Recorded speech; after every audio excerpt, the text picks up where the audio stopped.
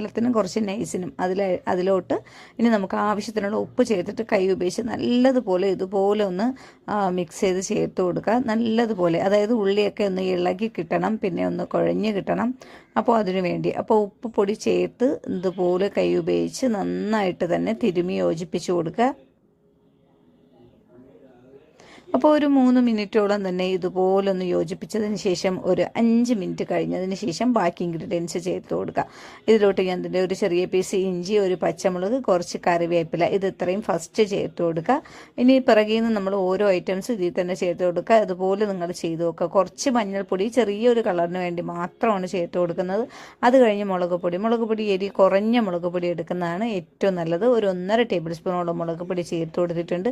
ഇനി വലിയ ജീരകത്തിൻ്റെ പൊടി വേണം, പെരിഞ്ജീരകത്തിൻ്റെ പൊടി, അതൊരു 3/4 ടേബിൾ സ്പൂൺ ചേർത്ത് കൊടുക്കുക. ഇനി നമ്മുടെ കയ്യിൽ ചിക്കൻ മസാല ഉണ്ടെങ്കിൽ അതിൽ നിന്നൊരു 1/4 ടേബിൾ സ്പൂൺ ചേർത്ത് കൊടുക്കുക.